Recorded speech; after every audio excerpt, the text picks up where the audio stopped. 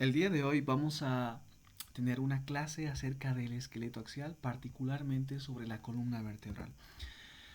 Vamos a primero comenzar con generalidades. La columna vertebral en realidad está formada por 26 vértebras, ¿no? 7 cervicales, 12 torácicas, 5 lumbares, y pues bueno, hay un sacro y el coxis. Sin embargo, originalmente se trataban de 33 vértebras, porque el sacro es el resultado de la fusión de 5 vértebras originales, 5 vértebras sacras, y el coxis, pues, el resultado de la fusión de 4. Tomar en cuenta que la columna mide 61 a 71 centímetros, esto es variable en cada persona y varón y mujer. Representa 2/5 partes de la estatura, es decir, que la columna representa el 40% de la estatura total de una persona. Notamos que hay curvaturas en la columna que son fundamentales para absorber el impacto, para distribuir el peso y para una mejor movilidad y equilibrio. Curvaturas del desarrollo. Sabemos que existen varias curvaturas, pero cuando éramos fetos solo había una curvatura primaria. Cuando vamos teniendo más edad, un adulto, por ejemplo, tiene muchas curvaturas. Sin embargo, la curvatura torácica y la sacra siguen conservando esa concavidad anterior inicial. Por eso son curvaturas primarias.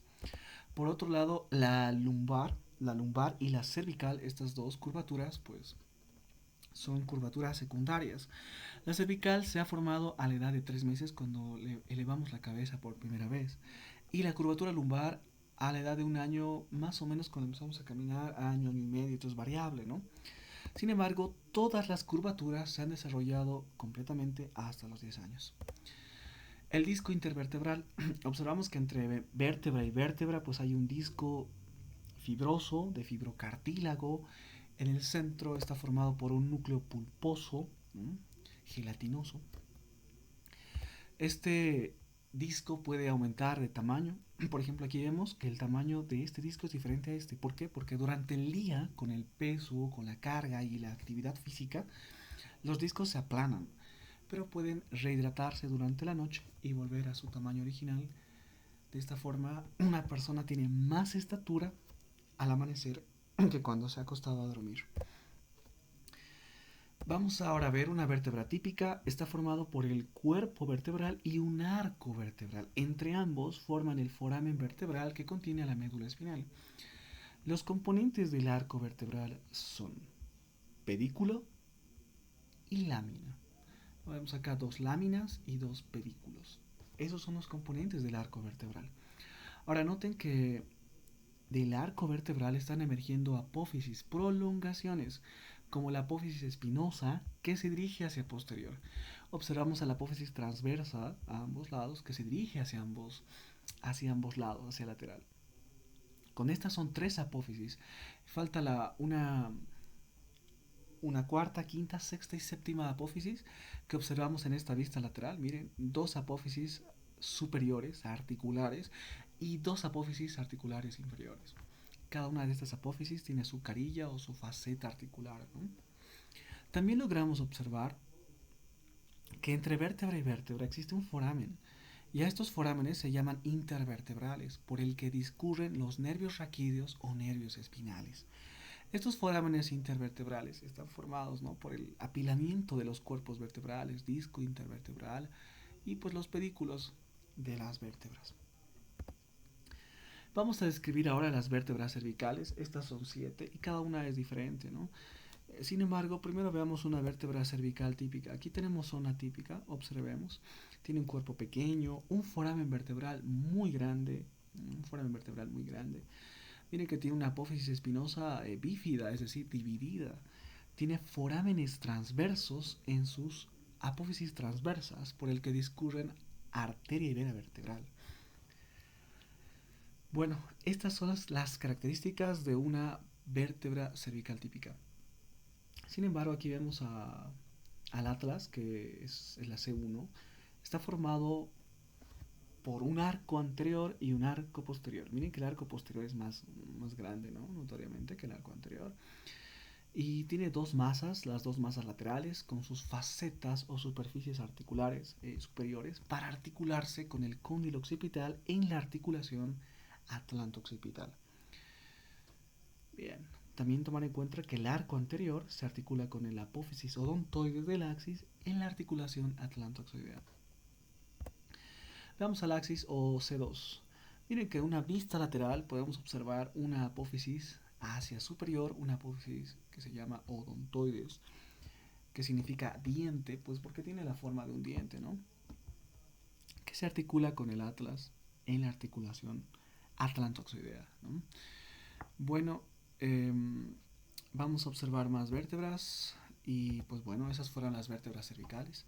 Para terminar, lo último sería mencionarles que la C7 es una vértebra especial porque tiene una espinosa que es prominente, es muy alargada e incluso es palpable, ¿no? Cuando palpamos la base del cuello. Vamos a ver ahora vértebras torácicas. Y estas son fáciles de distinguir una entre otra debido a sus facetas articulares costales. Miren acá en los cuerpos vertebrales observamos que la 10, la 11 y la 12 tienen facetas costales completas. En cambio la T9 tiene solamente una semifaceta o semicanilla superior. Por otro lado, T2 a T8, miren que las vértebras tienen una semifaceta superior y una semifaceta inferior.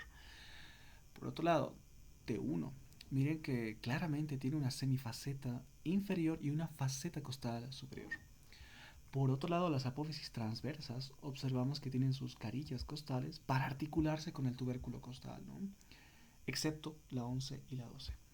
Las apófisis espinosas de una torácica generalmente, como pueden ver, son alargadas y se dirigen hacia inferior, exceptuando la 11 y la 12. De esta forma reconocemos a las vértebras torácicas. Ahora veamos a las vértebras lumbares. Miren que tienen mayor tamaño, tienen un cuerpo más grande, discos más grandes. Y lo que me llama la atención es que las apófisis espinosas se dirigen hacia posterior y son cuadriláteras gruesas y romas. Vean, acá tenemos una tabla comparativa de las vértebras que son cervicales, torácicas y lumbares. Una tabla comparativa muy útil. En el tamaño, las cervicales son pequeñas, torácicas más grandes, lumbares mucho más. Forámenes. Las cervicales solamente tienen 3, es decir, uno vertebral y 2 transversos. Por otro lado, la torácica y la lumbar solamente un foramen. Apófisis espinosas. No se olviden que de la C2 a la C6 generalmente son bífidas en las cervicales. En cambio, las torácicas son alargadas y miran hacia abajo. En cambio, las lumbares son más cortas y rumas. Las apófisis transversas observamos que, pues bueno, estas son pequeñas en las cervicales, bastante más grandes en las torácicas y grandes y romas en las lumbares. Facetas articulares costales. Obviamente, ¿quién se articula con costillas? Solamente las torácicas. Lumbares y cervicales no tienen sus facetas, ¿no? Costales. Dirección de las facetas, ¿no? A tomar en cuenta que de la cervical, la superior se dirige hacia posterior superior y la inferior hacia anterior inferior. En las torácicas, la superior hacia posterolateral y la inferior hacia anteromedial. En las lumbares observamos que la superior miren que sus facetas se dirigen hacia medial y en cambio las inferiores hacia lateral. El tamaño de los discos en las cervicales son gruesos en relación a los cuerpos que son pequeños. En las torácicas son delgados en relación a los cuerpos que son bastante más grandes. Y en las lumbares los discos son bastante más grandes, ¿no? Eso es todo lo más importante a estas vértebras. Vamos a terminar con el sacro. Pues bueno, el sacro es un hueso único que antes estaba formado por muchas vértebras, que eran 5 vértebras sacras. Vemos acá una vista anterior, vemos cómo los cuerpos se han fusionado. Vemos que hay unas líneas que son transversas, que es un resto de lo que antes era la unión de ambos cuerpos vertebrales sacros, ¿no? Observamos 4 pares de forámenes sacros anteriores por el que pasan nervios sacros. Observen la base que tiene, miren una base superior. El borde anterior de esta base se llama promontorio del sacro, ¿no? Estas porciones laterales son alas, se llaman las alas del sacro. Y miren que el sacro tiene un vértice inferior, ¿no? En la cara posterior observamos del sacro, miren, una cresta sacra mediana y a ambos lados vemos a las crestas sacras, que son las laterales, ¿no? Y se puede apreciar ahí los forámenes sacros posteriores. Veamos acá un conducto sacro que termina en una desembocadura que es el hiato sacro por el que pasa el nervio S5, coxigio y el filum terminale.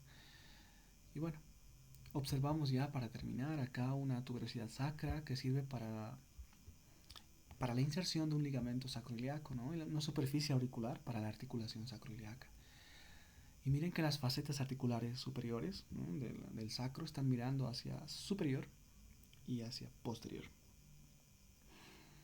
Y bueno, eso fue lo más relevante en cuanto a la columna vertebral, ¿no? Terminamos con coxis. El coxis igual es un hueso que fue resultado de la unión de cuatro vértebras coxigeas, cox 1, 2, 3 y 4, ¿no?, de base superior y de vértice inferior. Acá vemos, ¿no?, que el coxis tiene sus astas del coxis que se relacionan con las astas sacras a través de ligamentos sacrocoxigios.